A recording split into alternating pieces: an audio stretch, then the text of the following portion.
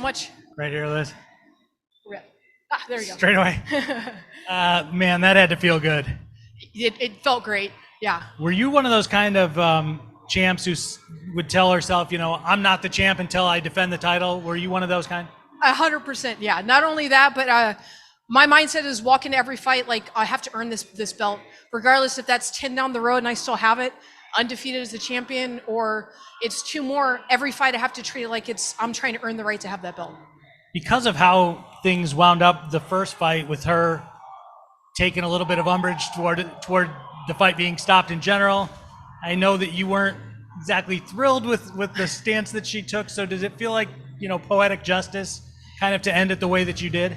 Yeah, in all honesty, one of the things I've really been working is crucifix from every single position. So I really was trying to bait her to get back into a crucifix just anywhere. Just so I could say, like, not only am I going to finish you again in the same position, but I'm going to do a lot more dominant, a lot more dangerous. But, one of the things they had to keep talking to me is like, if an opportunity is there, you're a good grappler, don't chase after something.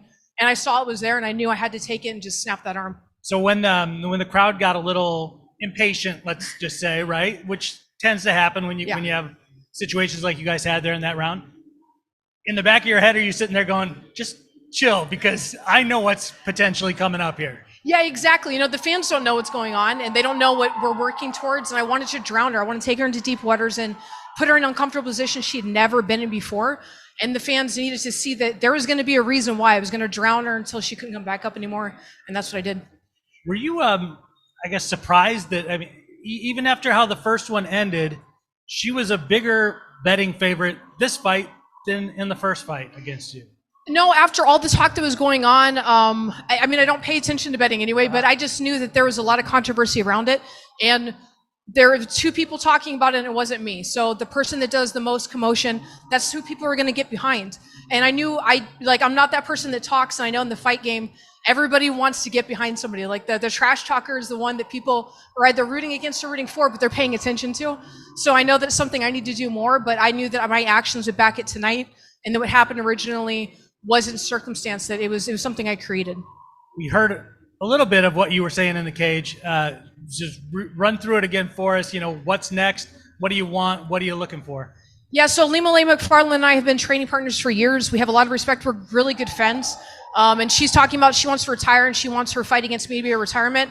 After her not making weight the last fight, and just, who always wants to have to cut all the way down all the time? It would make sense to me, and I want to be Bellator's 135 champion, and I want to hold a belt in 2 divisions. And I can't think of anybody better to do that with than Ilima, as her retirement fight being my opening to opening a new division in Bellator. So I want to fight her in Hawaii for a retirement. And then Watanabe has worked her way up the ranks. I think she deserves a second go because I think I did catch her by circumstance. I don't think that was what was supposed to happen. And to do that in Japan, where that's where I grew up, and it's her home roots, I think that would be a phenomenal card for Bellator to put on. Have you had conversations with Scott or anybody else about them opening up 135? Is it just wishful thinking, or do you know something that the rest of us don't officially know yet? It's mostly wishful thinking, but if there's one thing that I've been doing since I've been in Bellator is trying to put things into fruition and putting out there what I want. This is something I want, just like I wanted to win the fight. I said I was going to win the fight by the 2nd round. That's what I did tonight. So I think that Bellator is going to listen, and hopefully they'll meet me with this and we'll make a 135 division. Kay Williams for Can Chronicles Media. Once again, all gratitude and smiles. Congratulations on the win. Thank you. What does the win tonight do for you personally, away from the cage? Personally, this is the first time I've ever gone away for fight camp. My head coach, he moved out to Virginia, and I have all the faith and confidence in his ability. And this is the first time I've ever left home for a coach. That's how much belief I have in his abilities and trust that I have in him and confidence. So I was like, hey, I know that you're moving to Virginia, but can I follow you and do my fight camp with you? So that meant that I left my wife with 2 kids, our nonprofit organization with all the dogs that she's training by herself and doing it all on her own. So this is a big win for me because I left her all alone. I had to sacrifice. She had to sacrifice so much. So this is something that I had to show her that all that sacrifice that we both did wasn't for anything. That I did the right thing. And also during the fight tonight, did you find yourself having to make necessary or different adjustments compared to your last match against Velasquez? Yeah, absolutely. Definitely, she didn't run like she did the first time. And then on the cage, I definitely felt stronger against her the first time in the run round, where I just could easily manhandle her and move her around and control her. and where if I would give and take for a knee, she would give back. And she didn't. I mean, for one, she was punching me below the belt, which I know the ref saw, which was definitely a surprise for me. But I anticipated that if I need her, she was going to knee me back and off balance. And she definitely learned from our first exchange in the fight that that's what ended the fight for her. So she adapted for that, and they came as a surprise. So I was definitely trying to bait her there with it. Liz, congratulations. Thank you. Similar question you already asked. The crowd was booing. You have such an advantage on her on the ground. How hard is it to kind of stick to that game plan, knowing that, submission's going to open or something like that, but, not having that, you want to please the crowd and let me slug it out with her? I mean, if you listen to my coaches, I actually went against the game plan a little bit. I had pictured something so much and I had worked on it, I saw it in my head. And as much as I even tell other teammates, just because you picture something, don't do it, listen to the coaches. I just knew what we had worked on, I could tie into so much better, and I knew I had the gas tank to do it. So that was going against the game plan. But I know we all had the confidence that once I got there, I was doing the right thing. And whether the crowd boos or not, I've been in fights where I'm coming into a different country and the entire country is against me. So the fans don't really sway me one way or the other. I want to go back to what you talked about, Ilima-Lei MacFarlane. I'm a little surprised you said that you want that match, because earlier this week you were asked about it. Sure, they were asking defending the title against her, but the one thing you really stressed was hey, she's my friend, but I don't want to give someone a gift. I mean, she's lost 2 out of her last 3 fights. I mean, do you really think she deserves a title shot? In the 135 division where she has a clean record, yes. There's something to be said. She did so much. I don't think that the flyweight division would be where it's at today in Bellator if it wasn't for Ilima. She did such a good job of being a voice and advocate for women and an advocate for this division that I certainly want to close out her career in a good way.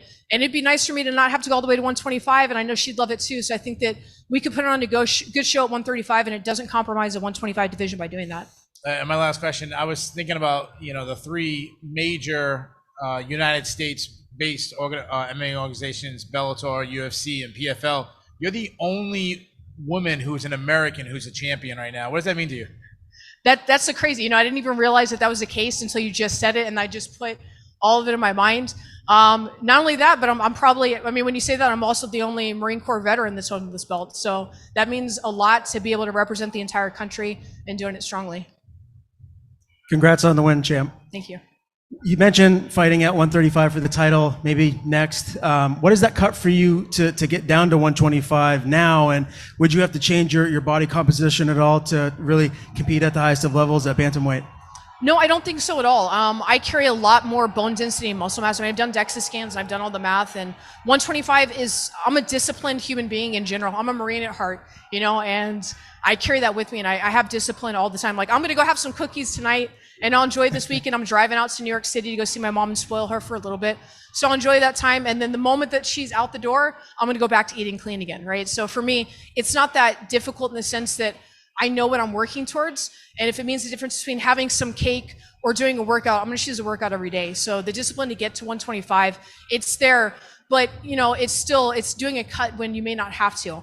And I can say that I can do it the best way and the healthiest scientific way, but it's still something you're doing to your body that you really shouldn't be. So 135 makes a lot of sense for me. Okay, last question from me. Now you did say, or no, actually there's a different question here. You're going to be 39 in February, right?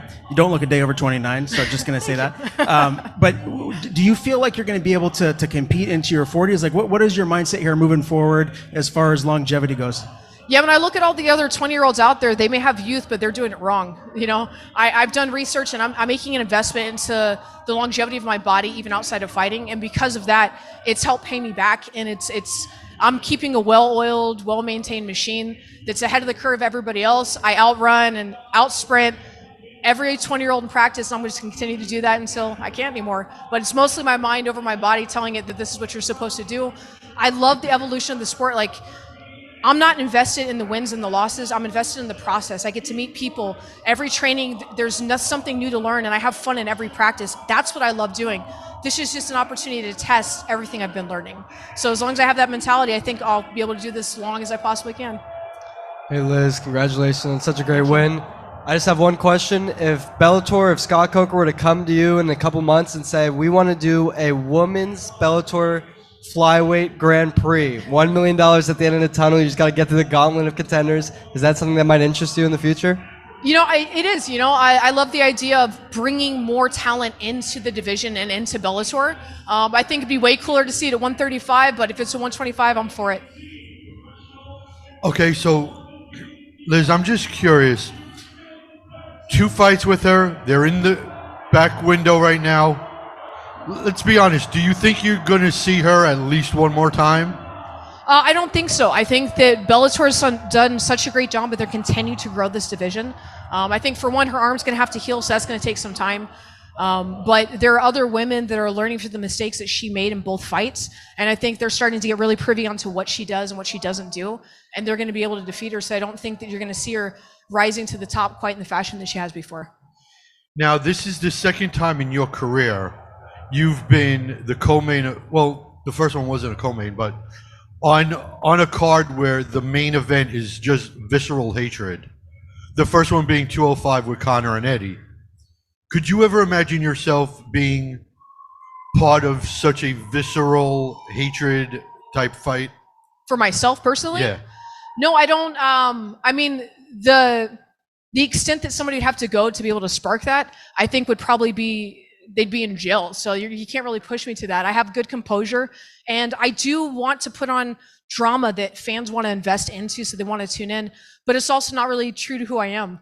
You know, I'm not a trash talker. It's just not. I believe that sometimes that's just trying to inflate your own ego so that you can feel confident enough to get in there. My actions will always speak for me, and I can. If I run my mouth, I'm going to raise myself up on a cloud of something I'm going to fall through, and I'd rather not do that. Thank you. Thank you, Liz. Thank you.